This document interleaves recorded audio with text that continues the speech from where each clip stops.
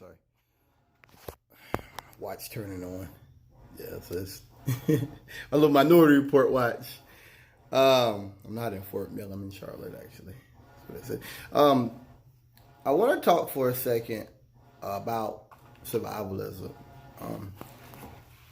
I've done videos, and probably not on YouTube, but in the past where I spoke about how, to me, survivalism is a very serious thing. I never liked The Walking Dead, but I did like I Am Legend, because that's the only movie about a black prepper. I mean, there's no movies about black preppers. That's just not out here. Obviously, that movie's not really realistic. For one thing, he was trying to cure them. Also, how are you running around in a Mustang, after a pandemic? Because we know that gas and stuff goes bad after a while. So, a bit of it was Hollywood. And I get that. I get it. But it was a black prepper. So, give me that. But Walking Dead was about zombies. And we know that usually when conservatives talk about zombies, they're talking about the sheeple who are out here, who are going to be what I call marauders, rioters, looters, people who come out when the lights go out.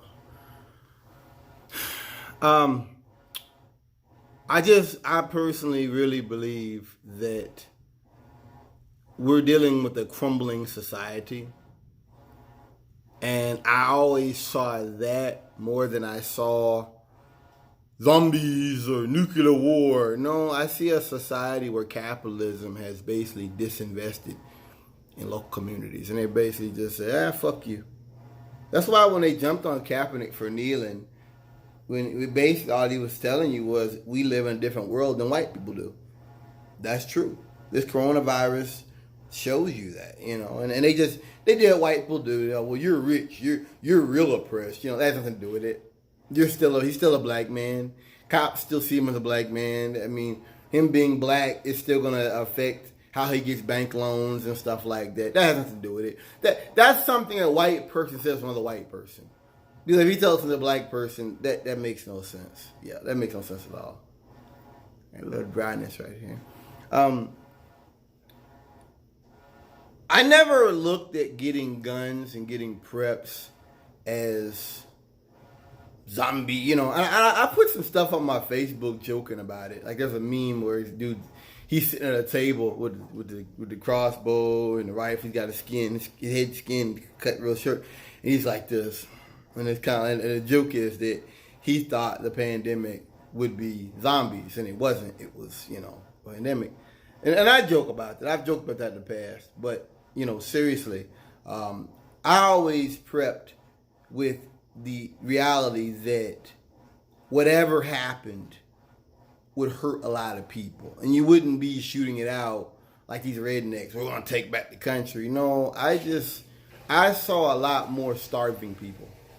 I saw everybody's 2 meals from, panic. That's what I saw. That's the reality that I saw. And it turned out to be right. At least up to now. April of 2020. I don't know what'll happen tomorrow with this idiot in office. But yeah, I always saw it more as that, as a breakdown of the social safety net system, of a government that is unable or unwilling, as people I hang around believe, unwilling to go out here for the people and step out here for the people. We've had a war on drugs, we had a war on terrorism, but it has it's like a guy put it on the Majority Report, that for conservatives, having pandemic response teams and defunding the CDC was all about this.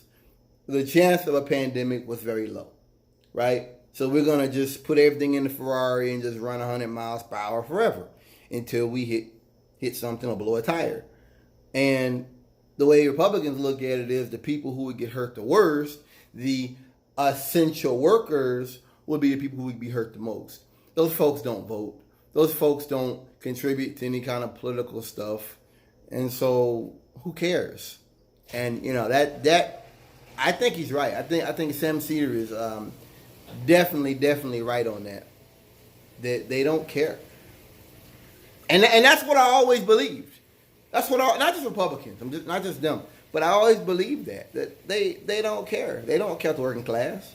You know, they don't care about that stuff. They just want to be able to, you know, tell poor people, well, you need to go work, or you should got a better job, or they just want to be able to throw the same tired tropes at people who do live right, who aren't criminals, who aren't drug abusers, who aren't running up a bunch of debts, who aren't, you know, 4 and 5 credit cards stacked. You know, I really think he's right on that, and I hope the left can use this as a realization of that you free market capitalism can't run everything, because free market capitalism will do what I just said, but they don't care about the least of these.